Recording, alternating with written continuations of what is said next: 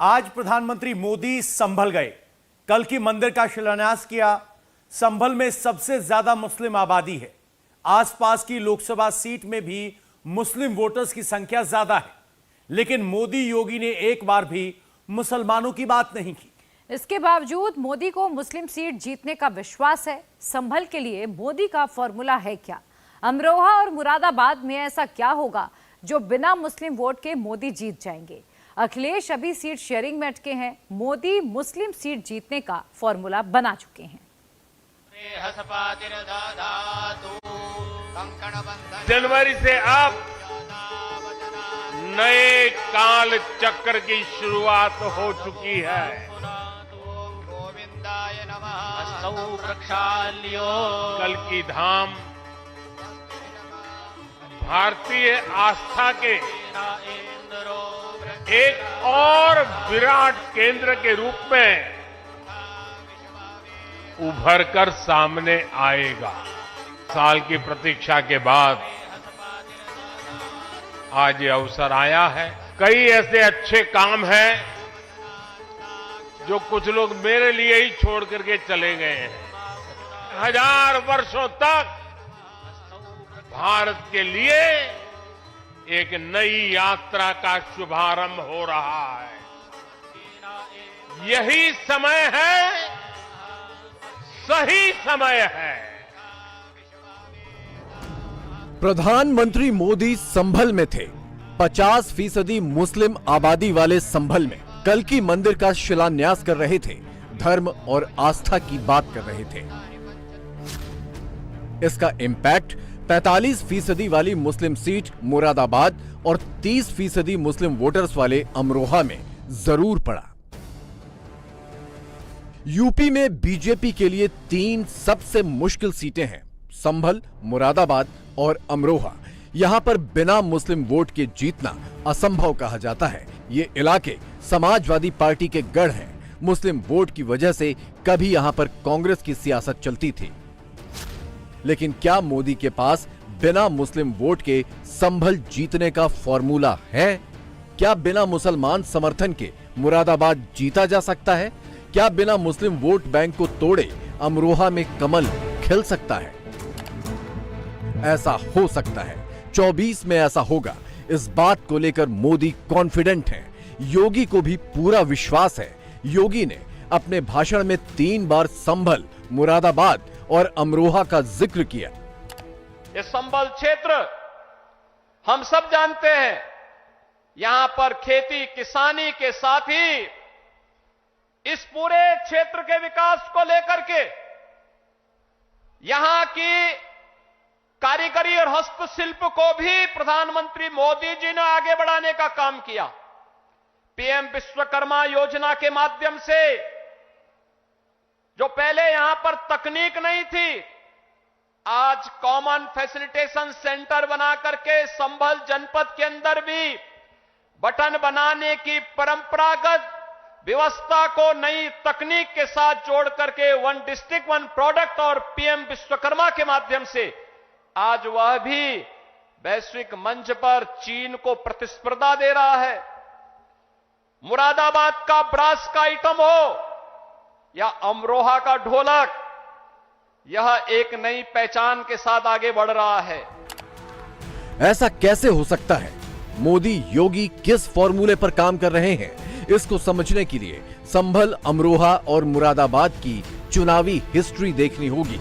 मुरादाबाद, संभल, अमरोहा में 2 बातें कॉमन हैं। पहली ये कि यहां चुनावों में मुसलमान डोमिनेट करते हैं और दूसरा फैक्टर ये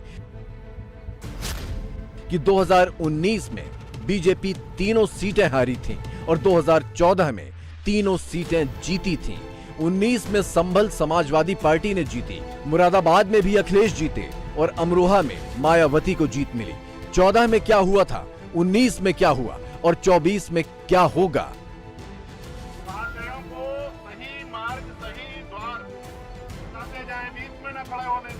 इसके लिए हर एक लोकसभा चुनाव की डीप डिटेलिंग करनी होगी। सबसे पहले संभल की बात, जो मोदी का फॉर्मूला नंबर 1 है। 2019 संभल चुनाव में बीजेपी को 40.83% वोट मिले।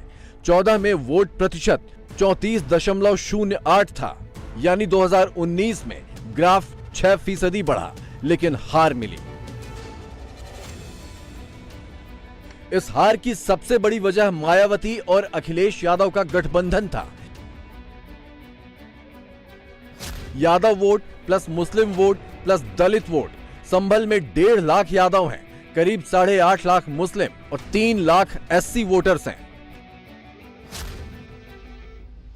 इस बार बुआ और बबुआ अलग हैं, साथ नहीं होंगे। इसका ऐलान एक बार फिर मायावती ने किया, यानी 24 का चुनाव होगा BJP versus Samajwadi party versus BSP.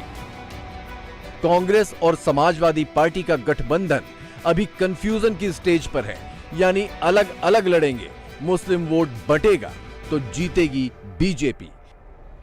BJP जीत पाएगी या फिर से समाजवादी पार्टी? फूल ही आएगा, फूल आएगा, कमल कैसे, क्यों लग रहा है आपको? तो ऐसा लग रहा था कुछ सहूलियतें हैं या सहूलियतें हैं इस बार समाजवादी पार्टी ही आपको जीतती है यहाँ से। क्यों लग रहा है ऐसा? क्यों लग रहा है ऐसा? जीतती है यहाँ से तो जीतती है ना। यहाँ सही काम तो बढ़िया है, मोदी जी का काम बड़े तो लिया। मोदी जी का काम बढ़िया लग रहा है, लेकिन यहाँ तो मोदी जी नहीं है, इससे आपके सांसद यहाँ थे तो बीच समाजवादी पार्टी के हैं। काम बढ़िया हो गया मोदी जी का। आपने समाजवादियों को भी देखा और अब आप बीजेपी को भी देख रहे हैं, कौन बेहतर लग रहा है? बीजेपी बेहतर लग रहा है। अब मोदी का संभल जीतने का दूसरा फॉर्मूला देखिए। 2014 में बीजेप68 के सत्यपाल सैनी को 3,60,242 वोट मिले थे।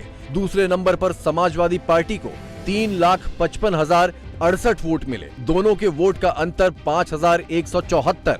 अब इसी चुनावी मैदान पर कांग्रेस की तरफ से आचार्य प्रमोद कृष्णम खड़े थे, जिनको वोट मिले थे 16,034।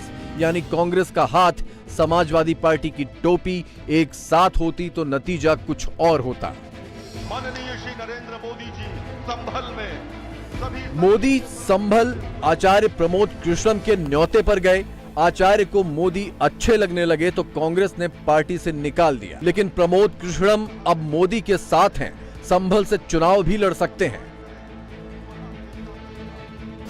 अगर आचार्य कृष्णम बीजेपी से लड़ेंगे तो कांग्रेस के वोट जरूर तोड़कर लाएंगे और बीजेपी संभल जीत जाएगी। बीजेपी आचार्य प्रमोद कृष्णम को अगर लाती है तो हाँ, वो कामयाब है। वो आदमी विकास पे लड़ेंगे, बोलेंगे, वो बोलने वाले आदमी है। लग रहा है वो आप लोगों के लिए काम करेंगे। हाँ, काम किसके फेवर में लग रहा है? इसकी पर वही मोदी जी के पेपर में लग रहा है, ऐसा ही और क्या। आज तो मोदी जी आए भी थे, आए भी है, वो मुलाकात हुई उनसे, तो क्यों लग रहा है मोदी जी के फेवर में? तो सही लग रहा है उन्हें काम अच्छे लग रहे हैं, बढ़िया है सब। क्या क्यों लग रहा है? बस वही है ना, राय बहुत बटी हुई है लोगों की। नहीं बीजेपी आनी है, क्योंकि वो सब एक ही है ना, और संभल में तो कुछ तरक्की होनी नहीं है। क्यों यहाँ पे कोई भी पार्टी आ जाएगी तरक्की, यहाँ पे बीजेपी नहीं निकल पाती ना, इसलिए यहाँ समाजवादी निकलती ज्यादातर, तो इस वजह से बीजेपी आपके हो सकता है बीजेपी निकले। भारत माता की, भारत माता की। संभल में मोदी बोले, योगी भी बोले, लेकिन किसी ने भी मुसलमानों की बात नहीं की। संभल के लिए 2 फॉर्मूले हैं। फॉर्मूला मुरादाबाद के लिए भी है, अमरोहा के लिए भी फॉर्मूला तैयार है। प्रधानमंत्री माननीय श्री नरेंद्र मोदी जी संभल में सभी संतों को प्रणाम करते हुए उपस्थित जन समुदाय का अभिवादन करते हैं। अब बात मोदी के मुरादाबाद फॉर्मूले की।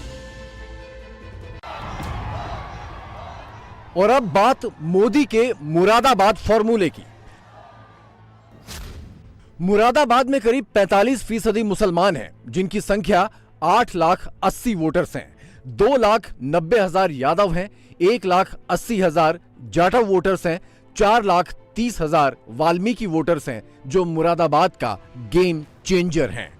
मुरादाबाद में जीत का सबसे बड़ा फैक्टर मुस्लिम वोट है, तभी अखिलेश यादव यहां की दावेदारी ठोकते हैं। कांग्रेस का प्लान यहीं पर टिका है। मायावती दलित प्लस मुस्लिम कॉम्बिनेशन से जीतना चाहती हैं, लेकिन इसके बावजूद 2014 में बीजेपी यहां पर जीती थी। 2019 में बीजेपी का वोट 66,000 बढ़ा था, लेकिन जीत एसपी को मिली। तब मायावती के वोटर्स साइकिल पर बैठे थे। इस बार हाथी अकेले मैदान पर आएगा। कांग्रेस का हाथ अखिलेश से दूरी बनाता जा रहा है। ऐसे में वही होगा जैसा बीजेपी चाहती है। 2014 के मुरादाबाद चुनाव में बीजेपी की तरफ से हिंदू उम्मीदवार थे, जबकि समाजवादी पार्टी, बीएसपी, कांग्रेस ने मुस्लिम प्रत्याशी उतारे थे। हिंदू वोट एक तरफ और मुस्लिम वोट दूसरी तरफ। मुरादाबाद में बीजेपी के वोटर्स हर चुनाव में बढ़ रहे हैं। हिंदू आबादी मोदी के नाम पर जुड़ रही है।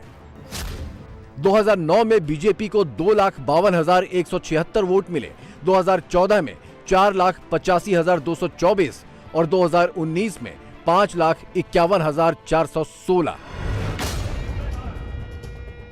मुरादाबाद में जाट वोट बैंक है, खेती किसानी वाला इलाका है। यहां पर जयंत चौधरी का बीजेपी के साथ आना गेम चेंजर होगा।